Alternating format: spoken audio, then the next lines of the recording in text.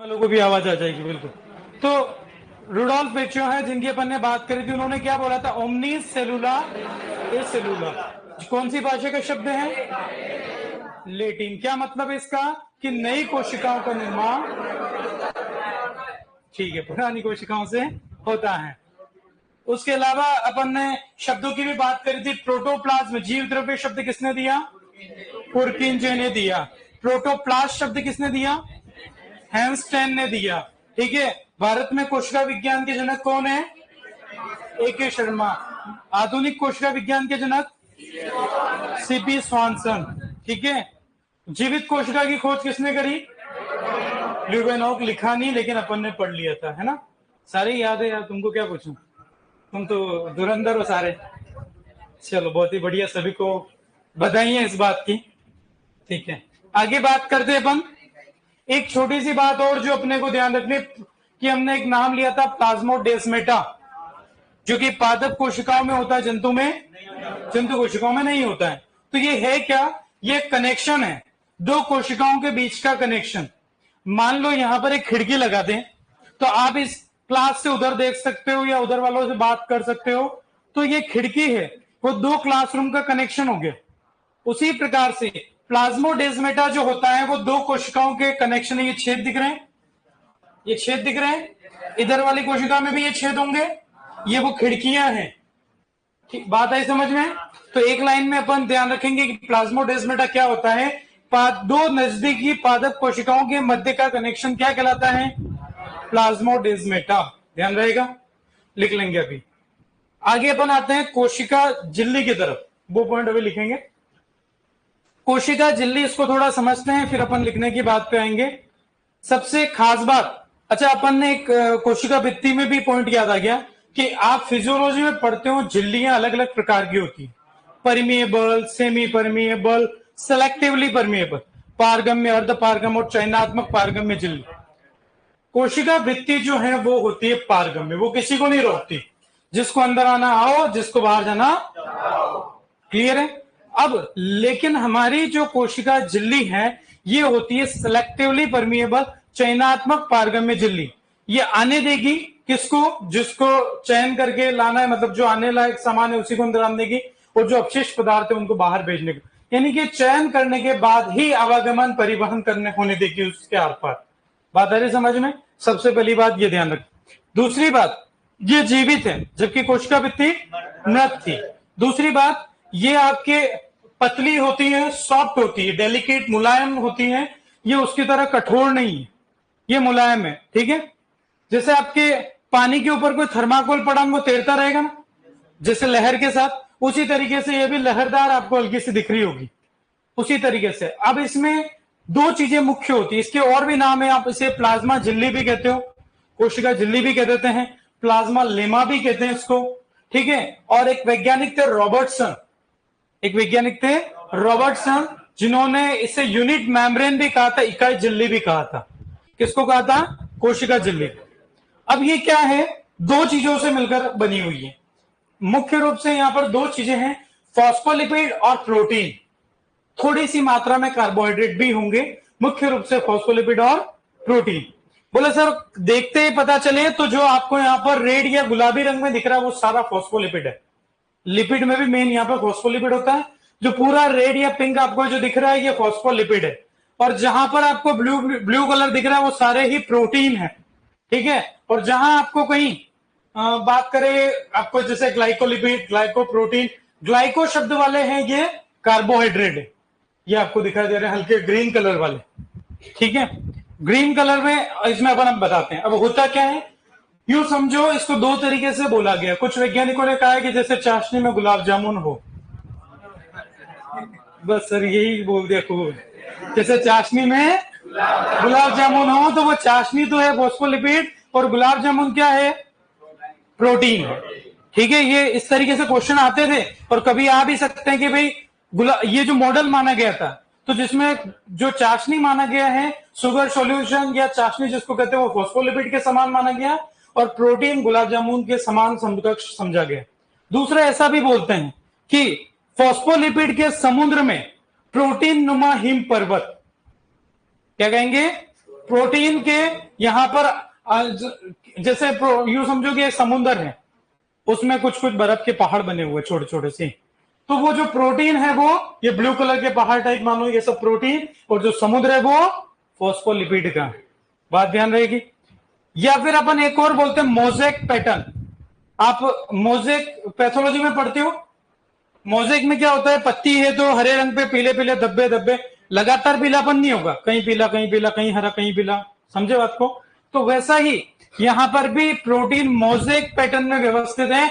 लगातार प्रोटीन नहीं है, यहां है यहां है यहां है यहां है, लगातार पास पास में प्रोटीन नहीं है, बिखरे हुए, यानी कि मोजेक पैटर्न में प्रोटीन दिखाई देते। दूसरी बात, यहां पर जो फॉस्फोलिपिड है वो आपके अणुओं से मिलकर बना है, जिसमें कुछ इस तरीके की संरचना अपने को दिखाई दे रही है। अभी लिख लेंगे अपन, एक मिनट इसको समझ लेते हैं थोड़ा सा।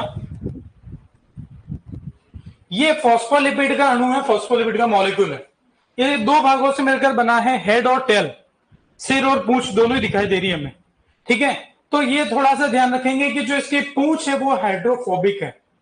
कैसी है, यानी पानी से डरती है, तो जो डरे उसको अंदर रखे बाहर, अंदर डरे उसको तो बाहर, तो सुरक्षा चाहिए ना। तो ये देखो पूंछ हमेशा, चाहे ऊपर यूं समझो कि एक परत फॉस्फोलिपिड की ऊपर से है, एक और नीचे से। फॉस्फोलिपिड की बाय लेयर होती है, द्वि परत होती है। तो ये देखो, इस इधर सिर पूंछ अंदर, सिर पूंछ अंदर, इस तरीके से एक परत ऊपर। सैंडविच जानते हो ना, ये सैंडविच, इसे सैंडविच मॉडल भी एक पुराना इसके लिए बोला गया था पहले, ठीक है। हाँ, सैंडविच का नाम आ गया। थोड़ी देर पहले गुलाब जामुन आ रहे थे, वास्तव में आ रहे हैं क्या? चलो ठीक है। तो ये इस तरीके से आपके झिल्ली, मतलब इसका वास्तविक कंपोजिशन अपन नहीं बोले, इसीलिए डायग्राम पे जा रहे हैं कि ये फॉस्फोलिपिड की दो परत से बना है, जिसके अंदर प्रोटीन बिखरे हुए हैं, और यहां पर कहीं कहीं पर कार्बोहाइड्रेट भी है। कैसे हैं?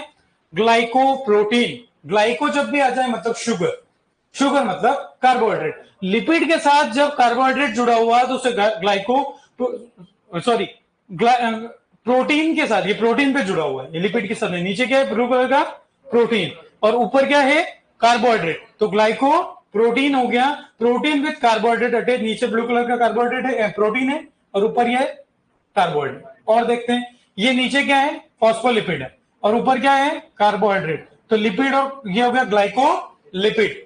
तो यानी कि lipid with carbohydrate attach, carbohydrate के साथ जुड़ा, लिपिड के साथ जुड़ा हुआ कार्बोहाइड्रेट, तो नीचे लिपिड है और ऊपर कार्बोहाइड्रेट है, इस तरीके से। और लेबरिंग क्या कहिए, peripheral membrane protein, integral membrane protein, दो प्रकार के यहाँ प्रोटीन कही ऐसी, जो उस फॉस्फोलिपिड की सतह पर ही है, या तो नीचे की सतह पर या केवल ऊपर की सतह पर, अंदर तक नहीं धसी हुई। तो जो ऊपर ऊपर सतह सतह पर ये होती है वो पेरिफेरल कहलाती है, बाह्य प्रोटीन, एक्सटर्नल प्रोटीन भी इसको कहते हैं। इंटीग्रल प्रोटीन जो अंदर तक धसी हुई है इस परत के अंदर, वो आंतरिक प्रोटीन या इंटीग्रल प्रोटीन, इंट्रिंसिक प्रोटीन भी इसको अपन कहते हैं। तो ये बड़ी काम की, इनकी भी बात करेंगे। कोलेस्ट्रोल, कोलेस्ट्रोल ये पीले रंग का आपको जो दिखाई दे रहा है, यहां पे दिखाई दे रहा है, यहां पे दिखाई दे रहा है, कोलेस्ट्रॉल दिख रहा है। कोलेस्ट्रॉल पे भी क्वेश्चन आता है कि क्या इसका उपयोग क्या है। तो ये इस झिल्ली को स्थिरता प्रदान करने का काम करता है। कोलेस्ट्रॉल का काम क्या है, झिल्ली को स्थिरता प्रदान करना है। और उसके अलावा चैनल प्रोटीन, चैनल प्रोटीन का मतलब, चैनल मतलब रास्ता, ठीक है। चैनल प्रोटीन, जब प्रोटीन आर पार चली गई तो कोई भी सामान इसके माध्यम से अंदर आ सकता है, इसके माध्यम से बाहर जा सकता है, तो इसलिए चैनल यानी कि रास्ता प्रदान करती है प्रोटीन। फॉस्फोलिपिड बाई लेयर, मैंने कही दिया, एक लेयर ऊपर से और एक लेयर नीचे से, ध्यान रहेगा। अब ये जो डायग्राम में जितनी सारी बात करी उनको अपने को पॉइंट्स में लिखना है, एक एक करके बात करते हैं।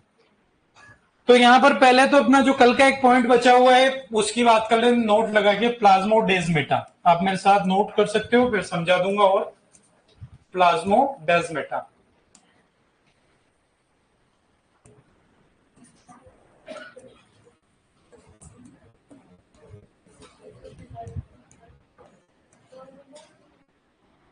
दो नजदीकी पादप कोशिकाओं के मध्य का कनेक्शन।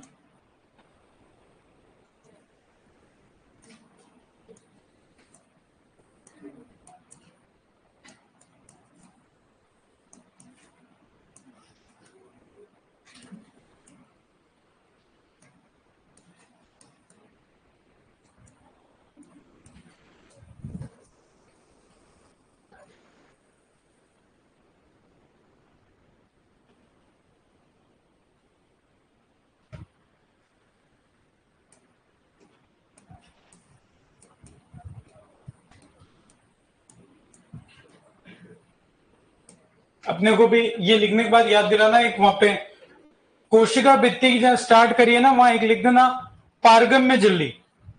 कैसी होती है वो? परमिएबल। जहां आपने पहले लिख लो कोशिका भित्ति, जहां अपन ने स्टार्ट कर रहे हैं वहां पर लिख दो कि भाई अपन ने लिखा है कि दृढ़ है, मृत है, वहीं पे लिख लेना पारगम्य झिल्ली, इंग्लिश में परमिएबल मेम्ब्रेन है वो। वैसे आपको वहां फिजियोलॉजी में लिखवाएंगे ये पारगम्य झिल्ली, कोशिका भित्ति को बोला गया, जहां अपन कहीं भी कोशिका भित्ति की हेडिंग के वहां लिख लेना ये पारगम्य है, वो किसी को रोकती नहीं है, किसी को टोकती नहीं है, मर्जी पड़े जाओ मर्जी पड़े जो जाओ। जैसे आप क्लास से कोई निकल गए, एक क्लास की, दो की, फिर मर्जी पड़े आ गए, वैसा नहीं है ना। कोशिका झिल्ली, इसे प्लाज्मा झिल्ली भी कहते हैं, प्लाज्मा झिल्ली। इसे अपन प्लाज्मा लेमा भी कहते हैं, प्लाज्मा लेमा। ये सभी नाम इसी के हैं।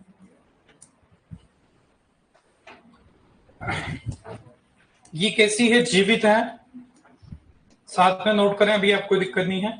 जीवित है, मुलायम है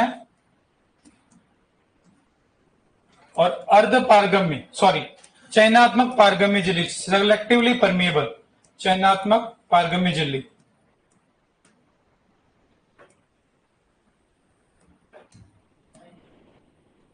सिलेक्टिवली परमिएबल, शॉर्ट में एसपीएम के नाम से भी जानते हैं अपन, सिलेक्टिवली परमिएबल मेम्ब्रेन।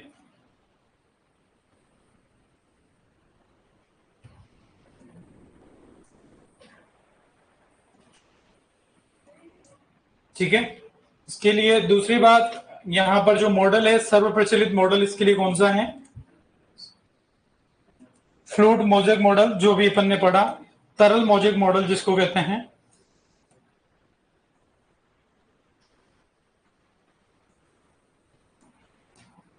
सर्वप्रचलित मॉडल कहा जाएगा कोशिका झिल्ली की संरचना के लिए। इस मॉडल को देने वाले वैज्ञानिक हैं सिंगर एवं निकोलसन। सिंगर एवं निकोलसन, 1972 में इन्होंने मॉडल दिया था, निकोलसन।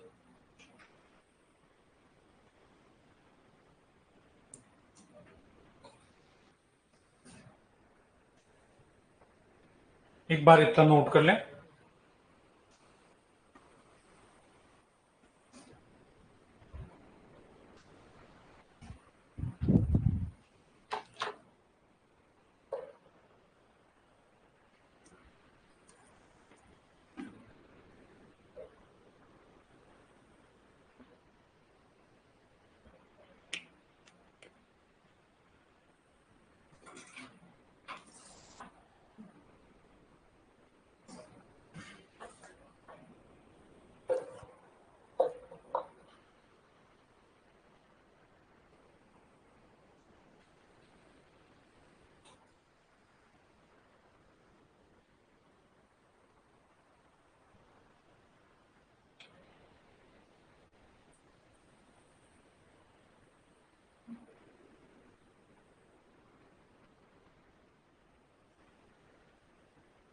कर लिया नोट?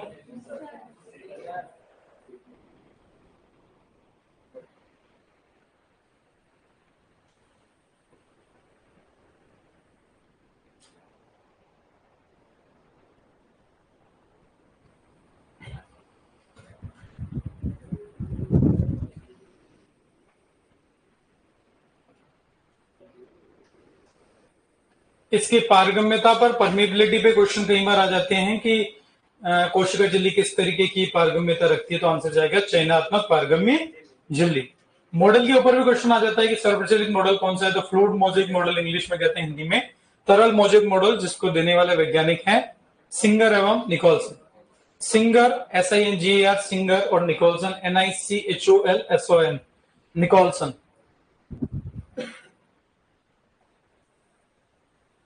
हो गया नोट? चलो आगे बात करते हैं। इस मॉडल के अनुसार मैंने बोला था कि यहां पर क्या होता है कि यहां पर ऐसा लगता है कि फॉस्फोलिपिड के समुद्र में, फॉस्फोलिपिड नुमा, आप लिखो साथ में, फॉस्फोलिपिड नुमा समुद्र में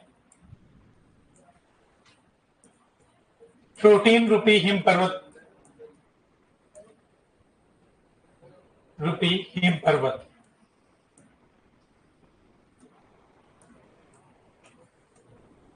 या फिर ऐसा कह सकते हैं कि फॉस्फोलिपिड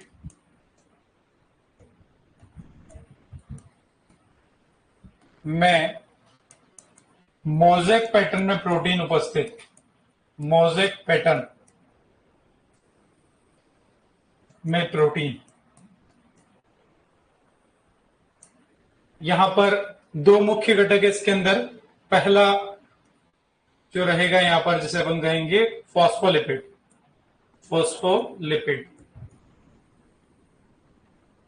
जिसे अपन कहते हैं कोशिका झिल्ली का मुख्य घटक। ऐसा क्वेश्चन पूछा जाए तो आंसर जाएगा फॉस्फोलिपिड होता है कोशिका झिल्ली का मुख्य घटक।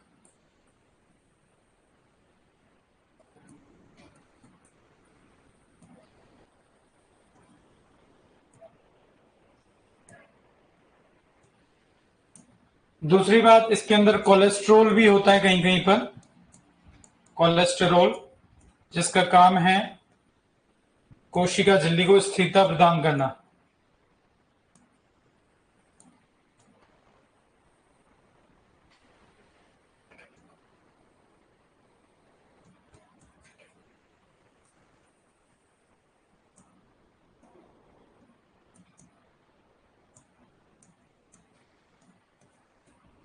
ठीक है।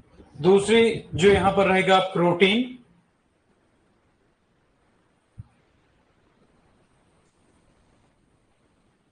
प्रोटीन दो प्रकार से होंगे। पहला होगा जिसे अपन कहेंगे एक्सट्रिंसिक प्रोटीन यानी कि बाह्य प्रोटीन, या पहले आंतरिक की बात कर लें, एक ही बात है आंतरिक, जिसे इंट्रिंसिक और इंटीग्रल प्रोटीन भी कहते हैं, इंट्रिंसिक और इंटीग्रल प्रोटीन।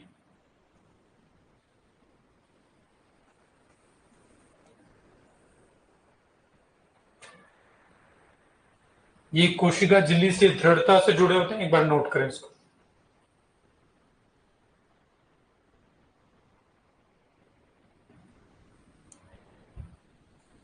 कोशिका झिल्ली से दृढ़ता से जुड़े रहते हैं।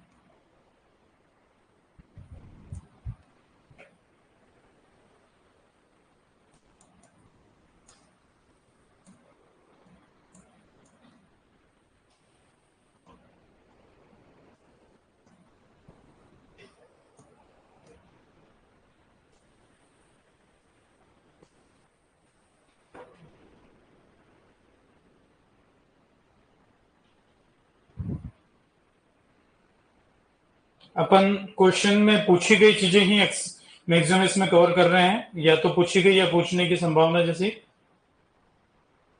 मैंने बता दिए। हेड पॉली हाइड्रोफोबिक हाइड्रोफिलिक पर कोई अपने क्वेश्चन में नहीं आता, मैंने लिखवाया नहीं है ना, बाकी समझ बली अपन ने सब लिया।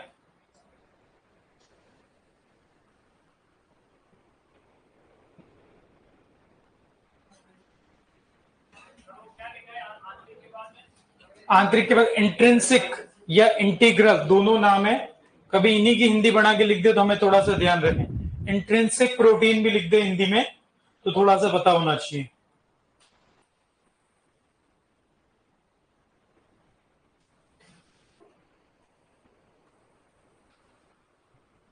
ये लगभग कुल प्रोटीन की 70% होती हैं आंतरिक प्रोटीन।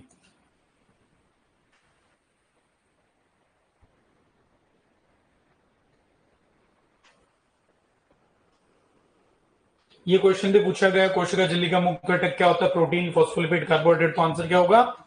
फॉस्फोलिपिड होता है। ठीक है, ये स्थिरता वाला क्वेश्चन भी पूछा गया, कोलेस्ट्रॉल वाला। बिल्कुल, ओल्ड क्वेश्चन जो है आपके वो लगभग सब क्लासेस में अपन कवर करवा देंगे, है ना। आपके जितने भी WAO जिसमें भी जो पूछे गए मैक्सिमम क्वेश्चन अपने क्लास में कवर, वैसे नोट्स में सारे ही हैं, फिर मैं होगा जहां तक बताता भी चलूंगा सर। हाँ ठीक है, एग्जाम का कौन सा था, कौन से साल में था, वो टाइमली याद नहीं आया तो मैं ये बता दूंगा, एटलीस्ट आया वो क्वेश्चन, है ना।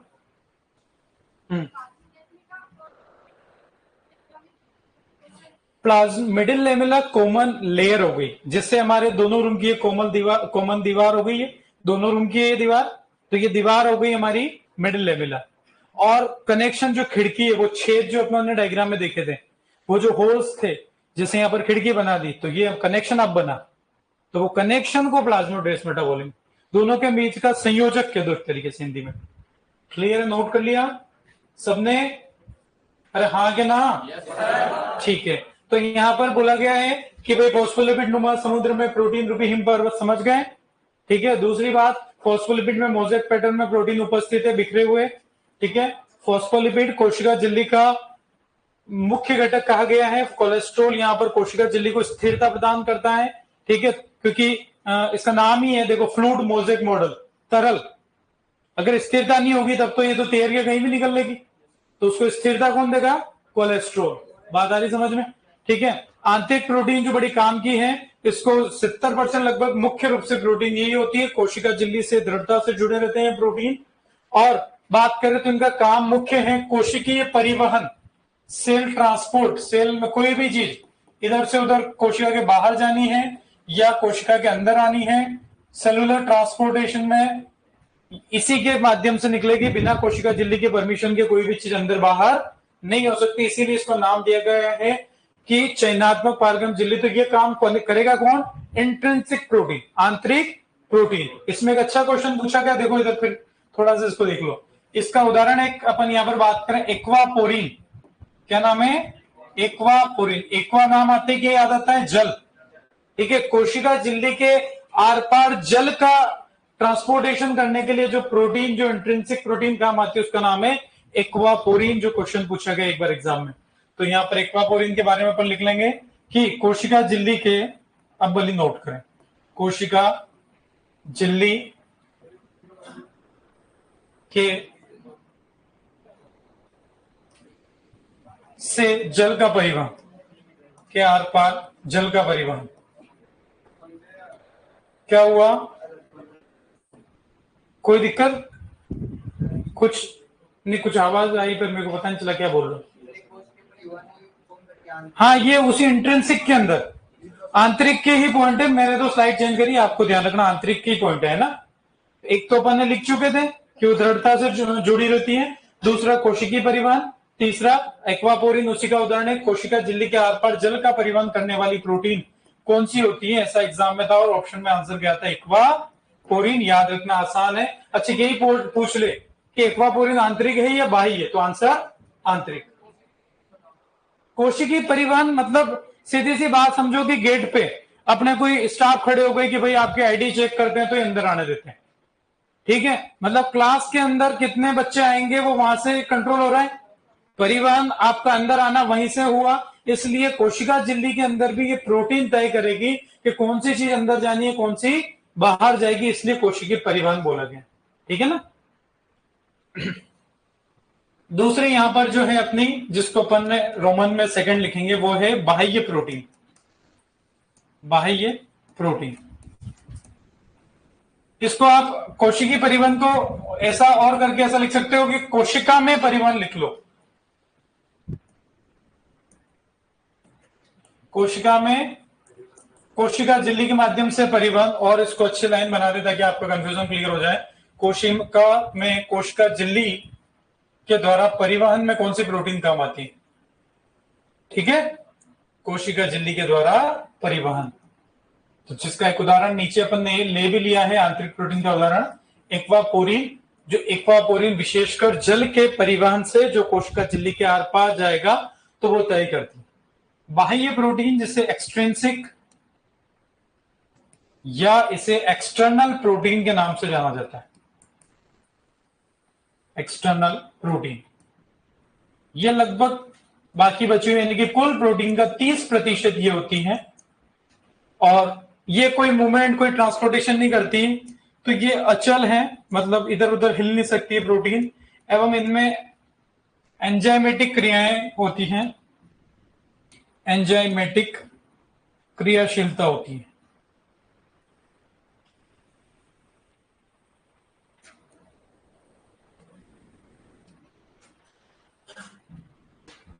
क्वेश्चन इंट्रिंसिक पे अच्छा आता है अक्सर, वापस डायग्राम में दिखा दूंगा आपको। डायग्राम बनाना तो आपके लिए संभव अभी नहीं हो पाता है अपनी इन क्लासेस के अंदर, ठीक है ना, तो समझ जरूर अपन लेते हैं पर डायग्राम वाली बात नहीं है।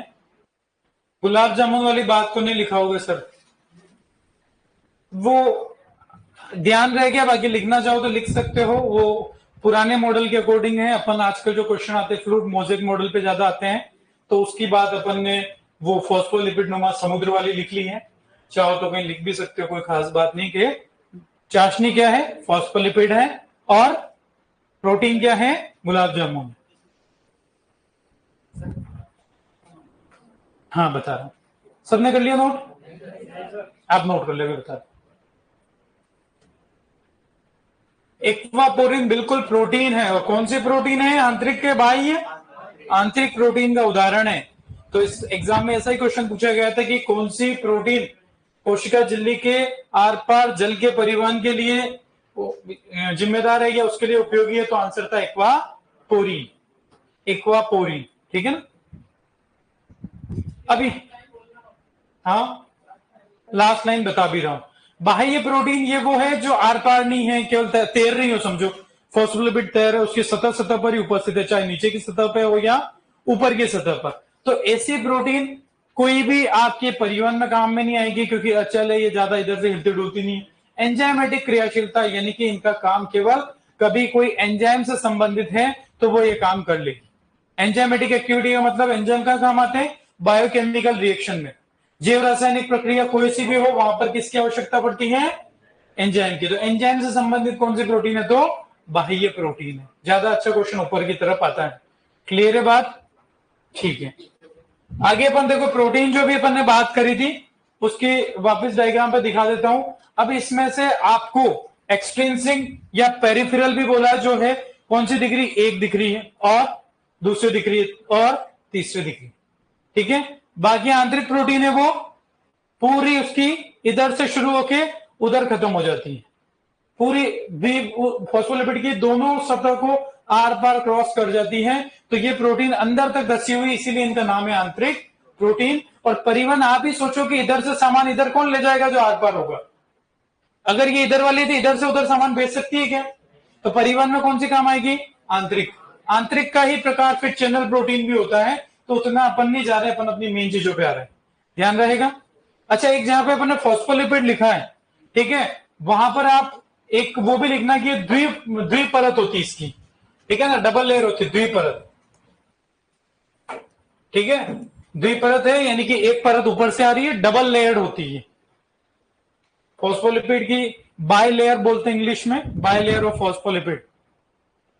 और वो फॉस्फोलिपिड के छोटे छोटे अणुओं से मिलकर बनी है। चाहो तो अपन यहां पर इस तरीके से वो अणु है जिसका ये फॉस्फोलिपिड अणु है, जिसका ये हेड है यानी कि सिर है, और ये इसकी पूंछ है, ठीक है। और इसमें पूछ ले हाइड्रोफोबिक कौन सा है, जो पानी से डरता हो? क्या है? पूंछ है, हाइड्रोफोबिक। फोबिक तो जानते हो ना, ठीक है। और सिर है वो हाइड्रोफिलिक है, फिलिक मतलब लविंग, वाटर लविंग बोलते हैं ना, ठीक है, जो जल की तरफ जा सके, पानी की तरफ वो, क्योंकि फॉस्फोलिपिड तो तेल है, एक तरीके से वसा हो गया ना, लिपिड, तो पानी से भागता है वो, तो हाइड्रोफोबिक वाला है, पूंछ वाला साइड, और उसके पास जाना पसंद करता है हाइड्रोफिलिक, सिर वाला साइड, हेड जिसको कहा है। ध्यान रहेगा, ध्यान रहेगा, पक्का। ये बना लो इतना सा, फॉस्फोलिपिड का अणु बना लिया, बना लो, बना।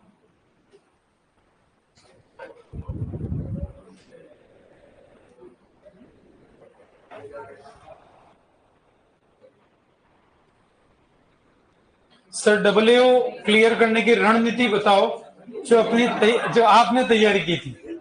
रणनीति मतलब सुन के मेरे को महाभारत याद आ गई। कोई बात नहीं, बिल्कुल हमारे लिए डब्ल्यू है, या जो हम जिसके लिए तैयारी कर रहे हो, वो एक युद्ध के समान ही है, और जीतना हमारा एकमात्र मकसद है। तो जीतना ये नहीं है कि इन्विजिलेटर को ठोक पीट के आ जाओ, ठीक है। हमारा काम ये है कि मैं आपको शायद फर्स्ट क्लास में बोला था, आप कितना आपके काम के प्रति ईमानदार है, यानी आपका काम फिलहाल पढ़ना है, जितनी आपकी ईमानदारी वो सीधी छलकेगी आपके रिजल्ट्स में। क्लास बंक कर लेते हो, या नोट्स नहीं पढ़ते हो, या रिवीजन नहीं करते हो, या टेस्ट नहीं देते हो, जो भी आप करते हो वो आप खुद जानते हो, और वो हर एक कदम आपको उसके सिलेक्शन से दूर ले जाएगा, ना कि पास ले जाएगा। कर लिया नोट? हाँ बोलो। पूछ के आगे हाइड्रोफोबिक। हाइड्रोफोबिक फोबिया सुना है? सब जानते हो यार, उसको लेकर स्विमिंग पूल के पास, नहीं नहीं नहीं नहीं मेरे को अंदर नहीं जाना, वो फोबिया उसको। अब समझ आ गई, ठीक है। कभी बोलते हैं कि नहीं यार हाइट से मेरे को डर है, ठीक है, तो हाइट वाले को फोबिया को भी कुछ शब्द बोलते हैं। तो ये पानी देखो, इसीलिए अपन ने उस परत की तरफ क्या करा कि देखो होगा क्या कि मान लो कोशिका झिल्ली के अंदर वाली साइड ये है, तो अंदर क्या आएगा, कोशिका द्रव्य आएगा। और कोशिका द्रव्य में क्या होता है, लगभग आपका अंदर जीव द्रव्य प्रोटोप्लाज्म 90% पानी होता है। 90% पानी है, तो पानी की तरफ पूंछ को नहीं आने दे सकते, वो तो हाइड्रोफोबिक है, वो अंदर रहेगी। और बाहर इधर सिर आएगा जो उसको सुरक्षा प्रदान करेगा, ठीक है। बढ़े आगे, चलो आगे अपन बात करते हैं सिंपल सी, कि जिस तरीके से अपन खाना खाते हैं, जिस तरीके से अपना, उसी तरीके से यहां पर कोशिका के लिए भी दो शब्द रहेंगे। एक होता है एंडोसाइटोसिस, एक होता है एक्सोसाइटोसिस। साइटो मतलब कोशिका, एंडो मतलब अंदर। किसी भी पदार्थ का कोशिका के अंदर प्रवेश करना एंडोसाइटोसिस कहलाएगा, ठीक है। ये दो प्रकार से होता है। जिस तरीके से अपन पानी पीते हैं और खाना खाते हैं, उसी तरीके से यहां पर भी दो वर्ड रहेंगे, एक सेल ईटिंग और एक जिसे अपन कहेंगे सेल ड्रिंकिंग। Pinocytosis, phagocytosis. तो उसी पर आते हैं, देखो इधर ध्यान से, साथ पहले समझेंगे फिर नोट करेंगे। तो यहाँ स्पेशल पॉइंट करके अपन बात करेंगे, छोटी सी स्पेशल पॉइंट्स। इसमें अपन बात कर रहे हैं सबसे पहली, जिसे कहेंगे एंडोसाइटोसिस। चाहे हिंदी में लिखो, हिंदी इंग्लिश में लिखो, एक ही बात रहेगी, एंडोसाइटोसिस। आपके लिए फिर इंग्लिश लिख देते हैं, एंडोसाइटोसिस। एंडो मतलब अंदर, यानी कि कोशिका के अंदर बाह्य पदार्थों का प्रवेश। कोशिका के, पहले समझ लेना फिर नोट करना, कि अंदर बाह्य पदार्थों का प्रवेश। अब ये दो प्रकार से हैं।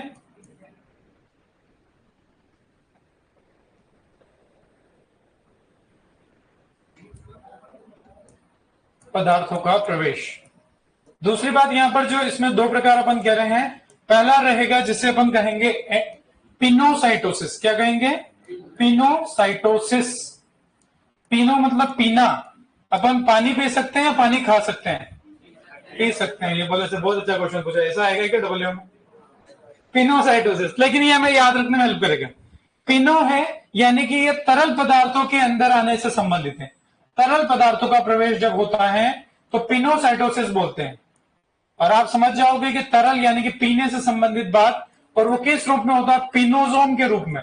जैसे हम पानी का एक घूंट लेते हैं मुंह में, ठीक है, तो यहां पर जो तरल पदार्थ जो एक बार में थोड़ा सा अंदर जाएगा कोशिका के अंदर, उसे पिनोसोम कहा जाएगा। हमारे पानी का घूंट और इनके तरल पदार्थ का पिनोसोम, और उस प्रक्रिया को पिनोसाइटोसिस याद ही रहेगा। तरल मतलब पीना, याद रह जाएगा। दूसरी बात रहेगा फेगोसाइटोसिस। फेगोसाइटोसिस, फेगो का मतलब डायरेक्टली तो हमें याद, पर उससे उल्टा याद रख लेंगे कि अब पीने की बात होगी तब बात आएगी खाने की, यानी कि ठोस पदार्थों का, ठोस पदार्थों का कोशिका के अंदर प्रवेश, और ये होगा फेगोसोम के रूप में। जैसे हम खाना खाते हैं तो रोटी का खोर बनाते हैं, ठीक है, तो उसी प्रकार से यहां पर जो थोड़ा सा ठोस पदार्थ कोशिका के अंदर प्रवेश करेगा वो थोड़ा फेगोसोम कहलाएगा, उस प्रक्रिया को फेगोसाइटोसिस कहेंगे। दूसरी बात ये तो हो गई आपके एंडोसाइटोसिस की बात। एक होगा एक्सोसाइटोसिस। क्या कहेंगे? एक्सोसाइटोसिस। एक्सोसाइटोसिस को हम सेल वॉमिटिंग भी बोलते हैं। सेल वॉमिटिंग, जिस तरीके से ऊपर इसको सेल ड्रिंकिंग बोलते हैं, इसको सेल ईटिंग बोलते हैं। तो ये मतलब कुल मिला के एक्सोसाइटोसिस तो हिंदी में लिख लेंगे अपन, कुल मिला के अपशिष्ट पदार्थों, बाहर कौन सा पदार्थ निकलता है? अपशिष्ट।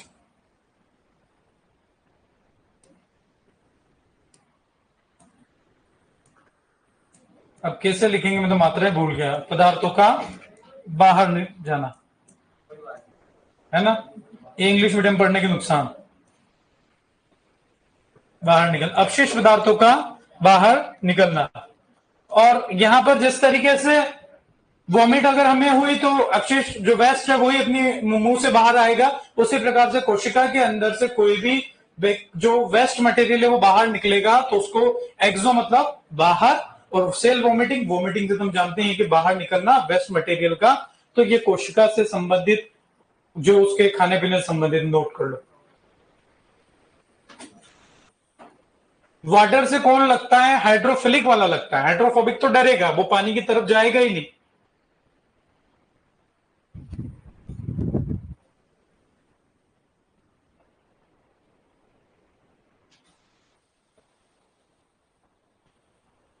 अब शिष्ट को थोड़ा सा सही कर लेते हैं, नहीं तो ये अपने शिष्ट बिगाड़ देगा।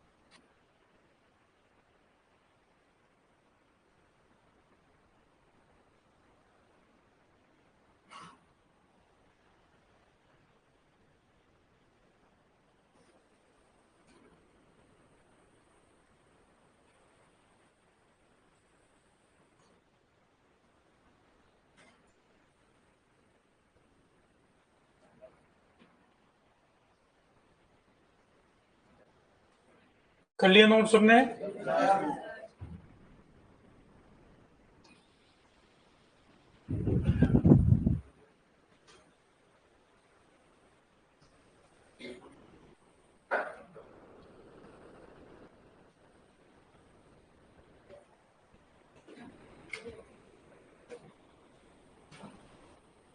याद रखना आसान है। एंडो मतलब अंदर, तीनों मतलब तरल याद रह गया तो बचा हुआ ठोस के लिए, एक्सो मतलब बाहर, कोशिका से अंदर बाहर जो भी काम की चीजें अंदर आएगी, अपशिष्ट पदार्थ बाहर जाएंगे, तो वो अपने को ध्यान रखना। सबने कर लिया नोट?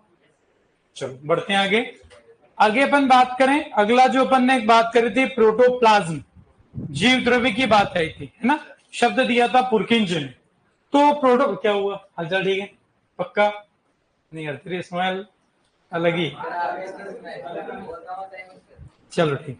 प्रोटोप्लाज्म जीव द्रव्य क्या होता है वास्तविकता में अगर बात करें तो कोशिका का जो कोशिका भित्ति के अंदर उपस्थित जीवित पदार्थ, कोशिका का वास्तविकता में और कहो तो कोशिका झिल्ली के अंदर उपस्थित जीवित पदार्थ, यानी कि दो चीजें रह गई, केंद्रक और कोशिका द्रव्य। यानी कि जब भी शब्द बोला जाता है प्रोटोप्लाज्म, यानी कि दो चीजों से मिलकर बनेगा, केंद्रक और कोशिका द्रव्य से मिलकर बना होता है। और हक्सले नाम के एक वैज्ञानिक है जिन्होंने कहा था कि जीवन का भौतिक आधार क्या है, तो आंसर जाता है प्रोटोप्लाज्म, जीव द्रव्य। नाम में जीव द्रव्य, कोशिका के अंदर मुख्य जो चीजें हैं वो सब उस दो चीजों में भरी पड़ी है। बाकी तो सुरक्षा प्रदान कर रही थी बाउंड्री, तो बाकी अंदर क्या है? केंद्रक है, जहां पर डीएनए और गुणसूत्र वाली बात, बाकी सारी आपकी जो क्रियाएं हैं, बायोकेमिकल रिएक्शन, जैव रासायनिक प्रक्रियाएं, अधिकांश कोशिका द्रव्य में ही पूरी होती हैं। ध्यान रहेगा। तो अपन उसी पर आते हैं। यहाँ पर छोटी सी बात ले रहे हैं, यहाँ पर कोशिका झिल्ली अपना कंप्लीट है, आगे ले रहे हैं अपन प्रोटोप्लाज्म, जीव द्रव्य। जीव द्रव्य। पहले इधर देख ले, सिंपल सी चीजें हैं। सबसे पहली बात कहा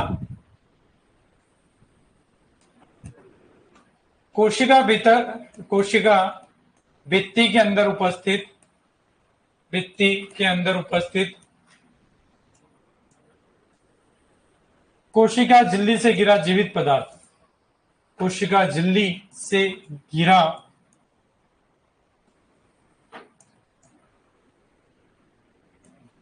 जीवित पदार्थ।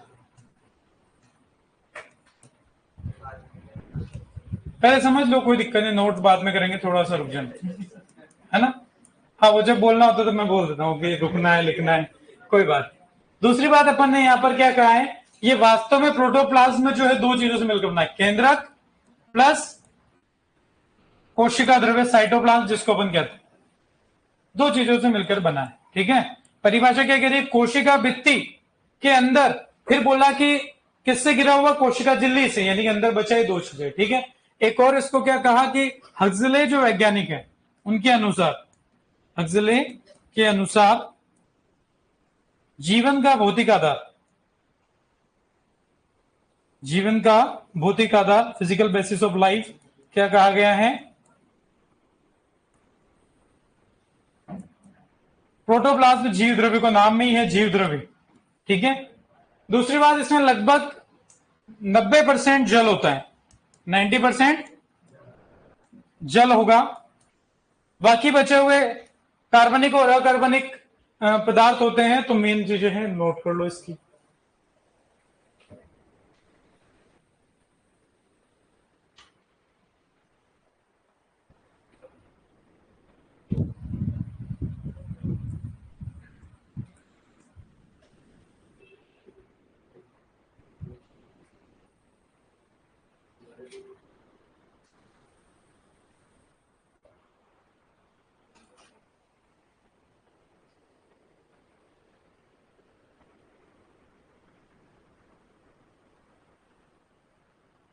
सेकेंड लाइन है केंद्रक प्लस कोशिका द्रव्य, केंद्रक और कोशिका द्रव्य मिलकर ही क्या बना रहे हैं, प्रोटोप्लाज्म। वास्तव में प्रोटोप्लाज्म होता है केंद्रक और कोशिका द्रव्य, दोनों को एक साथ प्रोटोप्लाज्म कहा जाएगा। कभी ऐसा भी लिख दे, प्रोटोप्लाज्म बराबर केंद्रक प्लस कोशिका द्रव्य, तो हमारा वो ऑप्शन सही माना जाएगा।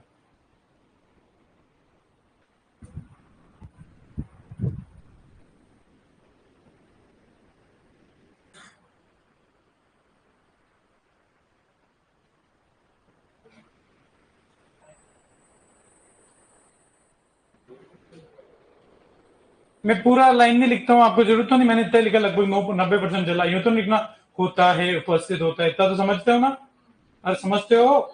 हाँ, नहीं कोई किसी को लगे कि यार लिखना है तो आप आगे उसको पूरा कर सकते हो, है ना, नहीं कहीं लगे तो पूछ भी सकते हो।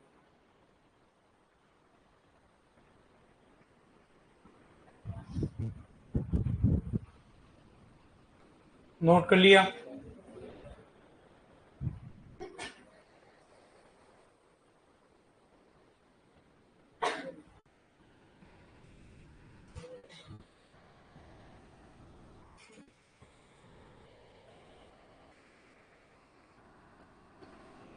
बढ़े आगे। अब इसी से मिलता जुलता एक शब्द और है, प्रोटोप्लास्ट, प्रोटोप्लास्ट। जब अपन नहीं पढ़ेंगे तो ये दोनों शब्द हमें तो एक जैसे ही लगेंगे, लेकिन फर्क क्या है समझते हैं। जब आपको मान लो मैंने क्या किया कि कोई ऑरेंज दी हाथ में, आपको मैंने कहा यार इसका अपन खाएंगे, बैठ के इसका छिलका उतार दो, ठीक है, ताकि खाते हैं अपन इसको। तो आपने क्या करा कि छिलका उसका उतार दिया। अब जो ऑरेंज बची, उसी तरीके से मैंने आपको एक हाथ में दी सेल, प्लांट सेल, और आपने बैठे बैठे उसके सेल वॉल को हटा दिया। कोशिका दी, कोशिका की कोशिका भित्ति को आपने बैठे बैठे हटा दिया।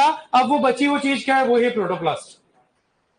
ठीक है, किसी कोशिका को कि जब कोशिका भित्ति को हटा दिया जाए तो बचा हुआ भाग क्या कहलाएगा, प्रोटोप्लास्ट, यानी कि कोशिका भित्ति रहित पादप कोशिका को प्रोटोप्लास्ट कहलाती। नोट कर लेते हैं उसको भी, प्रोटोप्लास्ट।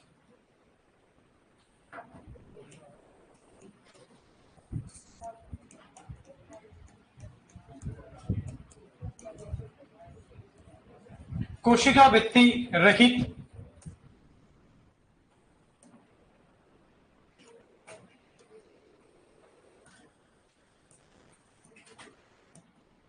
कोशिका भित्ति रहित पादप कोशिका। क्या जंतु कोशिका लिख सकता हूं क्या? नहीं, क्योंकि जंतु में तो कोशिका भित्ति होती ही नहीं है, तो हटाओगे क्या?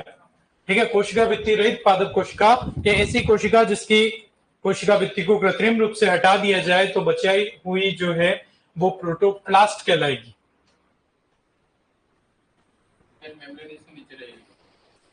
बिल्कुल, सेल मेम्ब्रेन रहेगी। आपको ये तो पता चल गया होगा कि कभी भी कोशिका केंद्रक, उसके बाहर कोशिका द्रव्य, ठीक है, केंद्रक, कोशिका द्रव्य, फिर कोशिका झिल्ली, फिर कोशिका भित्ति, और कहीं ग्लाइकोकेलिक्स अगर है जैसे बैक्टीरिया में तो सबसे बाहर ग्लाइकोकेलिक्स, जिसे हम स्लैम लेयर कैप्सूल संपुटिका कहते हैं। सबने कर लिया नोट? चलो, इसमें क्लियर है ये परिभाषा? किसी को डाउट कि वो पूरा संतरे वाली बात लिखानी पड़ेगी? समझदार हो तुम तो, ठीक है, सब मेरे से ज्यादा समझदार है, ये मैंने फर्स्ट क्लास में बोल दिया। तो यानी कि तुम लोग का सिलेक्शन बहुत ज्यादा आसान है मेरी वजह, ठीक है। हाँ, वो नहीं, चलो आगे बात। आगे आते हैं अपन बहुत अच्छी चीज पे, जो क्वेश्चन आता है कोशिका। अच्छा देखो, अब कोशिका द्रव्य तो हम समझ ही गए थे। कोशिका द्रव्य क्या होता है? कोशिका झिल्ली एवं केंद्रक के मध्य उपस्थित द्रव्य को क्या कहेंगे? कोशिका द्रव्य। क्या परिभाषा रटनी पड़ेगी? मैंने तो डायग्राम सोचा कि कोशिका झिल्ली और केंद्रक के मध्य उपस्थित जो द्रव्य उसे क्या कहेंगे? कोशिका द्रव्य। लिखने की जरूरत है क्या? सब जानते हैं, लिखना है? हाँ, अरे यार तुम तो जोरदार हो, कोई बात नहीं। नहीं, बिल्कुल कहा है तो लिखेंगे, कोशिका द्रव्य, साइटोप्लाज्म जिसको कहा। इसीलिए अपन ने क्या करा, इसके डायग्राम को समझना बहुत जरूरी है ताकि अपने को ये डेफिनेशन कम से कम रटनी पड़े। तो हम यही कहेंगे, कोशिका झिल्ली, कोशिका झिल्ली एवं केंद्रक के मध्य उपस्थित द्रव्य।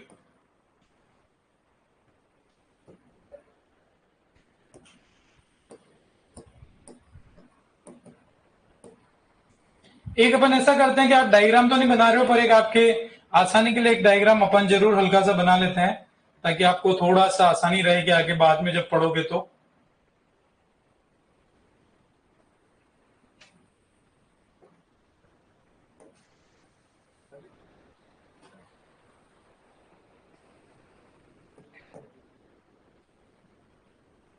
कोई भी कोशिका हो, अब अपन इसकी लेबलिंग बड़ी आसानी से कर सकते हैं, जहां पर अंदर ही अंदर सेंटर में क्या है? केंद्रक, ताकि आप जो परिभाषा पढ़ोगे तो आपके लिए आसान रहेगा। बाहर ही बाहर में ले रहा हूं ग्लाइकोकेलिक्स। अगर ये एक तरीके से डायग्राम देखा जाए तो ये होगा जीवाणु कोशिका का ग्लाइकोकेलिक्स। फिर उसके अंदर पीले रंग के पेन से जो अपन ने बनाई वो कोशिका भित्ति, सेल वॉल, ये बना जरूर लेना ताकि बाद में फिर नहीं तो सब बराबर हो जाएगा, ठीक है। फिर उसके अंदर लेंगे कोशिका झिल्ली, और इनके बीच का जो भी अपन ने परिभाषा लिखी वो क्या है? ये कोशिका द्रव्य, जहां पर सारे कोशिकांग उपस्थित रहेंगे, सेल ऑर्गेनेल रहेंगे, उन्हीं की बात अभी अपन करेंगे, कोशिका द्रव्य।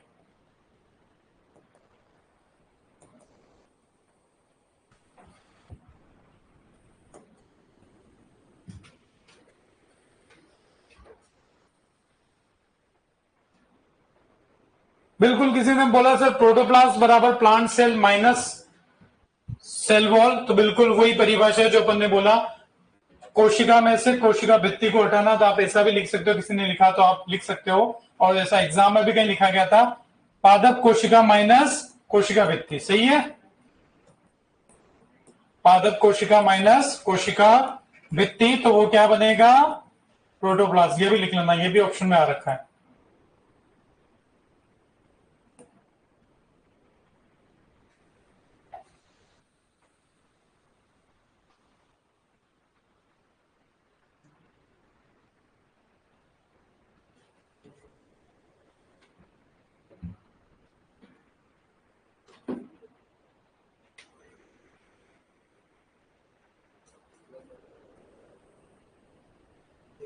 अरे कुछ समझ आ रहा कि नहीं आ रहा? नहीं आ रहा ना? हाँ, नहीं, मेरे को ही लगा, मेरे को ही नहीं आ रहा, तो तुम्हें कहाँ आएगा? है, आ रहा है ना? कोशिश कर रहे हैं अपन आसान से आसान बनाने की इसको, और जितने अपने क्वेश्चंस कवर हो सकते हैं अपन मैक्सिमम इसमें कवर कर लेंगे। जो पूछे जा सकते हैं पूछे गए, बिल्कुल बेफिक्र रहें। बाकी तो अथाह होता है एग्रीकल्चर, अपना मर्जी पड़े जो पूछो, लेकिन 95% तक प्रॉमिस रहता है कि इससे बाहर क्वेश्चन नहीं जाएगा। बढ़े आगे।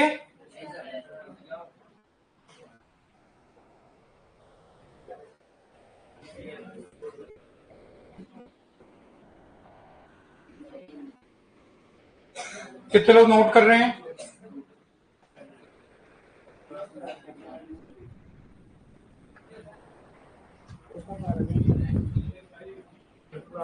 होने दो टाइम, कोई फर्क नहीं पड़ता।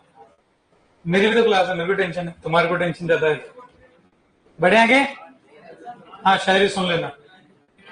चलो आगे एक चीज देखते हैं, बहुत अच्छे क्वेश्चन के लिए इंपॉर्टेंट, और वो अपन लेते हैं कोशिकांग की तरफ। ध्यान से इधर देखना, फिर नोट करेंगे।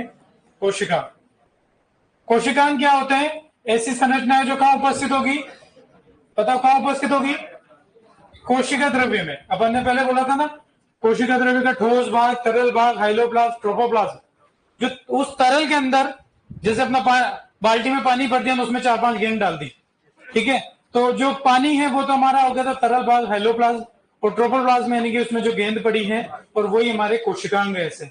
तो यहां पर देखते हैं अपन कि इनकी झिल्ली के आधार पर, तो सबसे पहले लेते हैं अपन द्विझिल्ली युक्त डबल मेम्ब्रेन बाउंड। द्विझिल्ली युक्त क्वेश्चन यहां से आता रहता है कि कौन से द्विझिल्ली युक्त है, कौन से एकल झिल्ली युक्त है।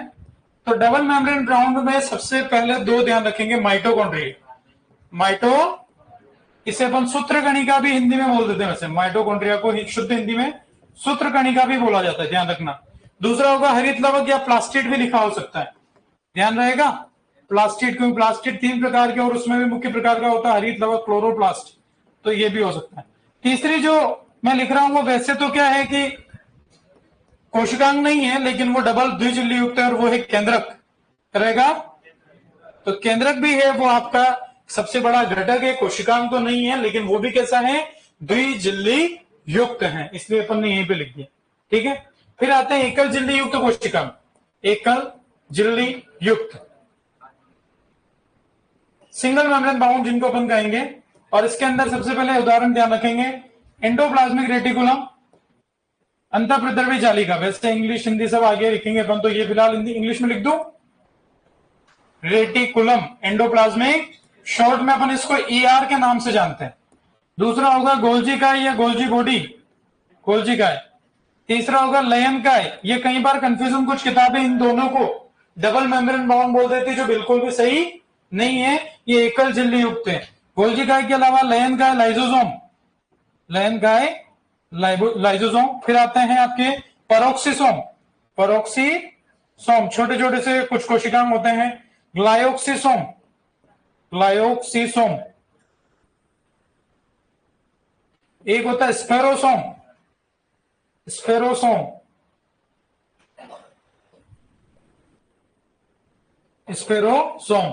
उसके अलावा एक और अपना है जिसे कहेंगे यहां पर, वैसे वो कोशिकांग टेक्निकली तो नहीं बोलना चाहिए था, लेकिन बोल देते हैं उसको भी, रिक्तिका, वैक्यूल्स। वो अजीवित थी, अपन ने कहा था ना, रिक्तिका। और इस पे अच्छा क्वेश्चन कई बार बना है कि रिक्तिका की झिल्ली को क्या कहा जाता है? एकल झिल्ली युक्त, और उसकी झिल्ली मेम्ब्रेन को क्या कहते हैं? बताओ, कोई बोला किसी ने? टोनोप्लास्ट। कई बार क्वेश्चन आया है, वैसे तो आगे पढ़ाते टाइम लिखाएंगे, अभी आपको याद दिला रहा हूं, आप आगे मुझे याद दिलाओ। इसकी झिल्ली को क्या कहते हैं?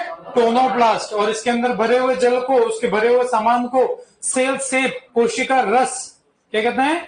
कोशिका रस। ये क्वेश्चन आते हैं। उसके बाद अपन आते हैं एक झिल्ली रहित, झिल्ली रहित यानी कि मेम्ब्रेन लेस इंग्लिश में बोल सकते हैं, जिसका सबसे अच्छा उदाहरण राइबोसोम। क्या ध्यान रहेगा? राइबोसोम। एक और याद रख सकते हैं यहां पे क्वेश्चन, तारक काय या तारक केंद्र, तारक काय या तारक केंद्र जिसको कहेंगे। अच्छा, तो इस सारे कंक्लूजन से एक बात मैं बोल सकता हूं कि प्रोकैरियोटिक कोशिकाओं में झिल्ली युक्त कोशिकांग अनुपस्थित होते हैं। क्या होते हैं? झिल्ली युक्त कोशिकांग अनुपस्थित होते हैं। सही बात है, ठीक है, क्योंकि वहां पर केवल और केवल राइबोसोम था, ठीक है, बाकी कोई भी कोशिकांग वहां पर झिल्ली वाला नहीं था। यानी कि बात ध्यान रखनी है आपको, अगर बाद में टाइम मिले तो ध्यान रखना। जैसे अपने प्रोकैरियोट यूकैरियोट लिखा था, प्रोकैरियोट में लिख सकते हो झिल्ली युक्त कोशिकांग अनुपस्थित, यूकैरियोट में उपस्थित। ठीक है, लिख लोगे, एक पॉइंट आप ऐड कर लो। प्रोकैरियोट यूकैरियोट के डिफरेंस में पॉइंट ऐड करो, प्रोकैरियोट और यूकैरियोटिक में एक लास्ट में एक पॉइंट ऐड करो। प्रोकैरियोटिक कोशिका में लिखो झिल्ली युक्त कोशिकांग अनुपस्थित, झिल्ली युक्त कोशिकांग अनुपस्थित, membrane bound cell organelle absent होते हैं। झिल्ली युक्त कोशिकांग अनुपस्थित प्रोकैरियोटिक कोशिका की तरफ लिखना है, और यूकैरियोटिक की तरफ झिल्ली युक्त कोशिकांग उपस्थित, यानी कि केवल उपस्थित भी लिख दो, आपको ध्यान देना चाहिए। झिल्ली युक्त कोशिकांग उपस्थित। क्लियर है, ये नोट करो, यहां से कई बार क्वेश्चन पूछा जाएगा कि ER है, द्विझिल्ली युक्त, ये 3 ऑप्शन होते हैं, या और कोई ऑप्शन बना दे, तो इन्हीं में से क्वेश्चन आते हैं। Double membrane, single membrane, membrane less. आज के लिए इतना ही, इससे आगे की बात अगली क्लास में। Thank you.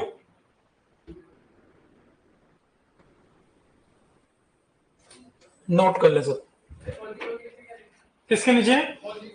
गोल्जी गाय के नीचे लयन गाय, लाइजोसोम जिसको बोला जाता है, हिंदी में लयन गाय है। ठीक है, वैसे मैं इनके हिंदी इंग्लिश दोनों नाम आपको जब पढ़ाऊंगा आगे दिखा दूंगा। लयन गाय को लाइजोसोम बोला जाता है, गोल्जी गाय को गोल्जी बॉडी बोला जाता है, एंडोप्लाज्मिक रेटिकुलम को हिंदी में अंतःप्रद्रवी जालिका बोला जाता है। Thank you.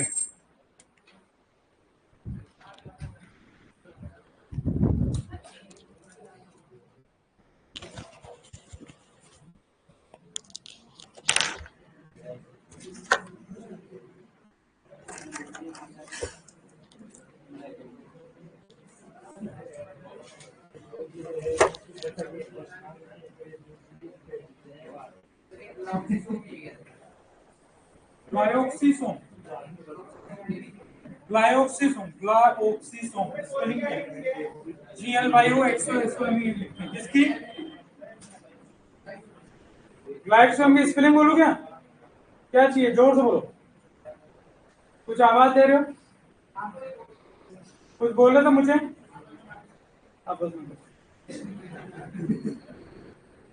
इनकी जब मैं लिखाऊंगा ना तो इंग्लिश की स्पेलिंग भी लिख दूंगा, ठीक है, और कुछ में हिंदी इंग्लिश दोनों नाम आते हैं तो वो भी लिख देंगे, है ना।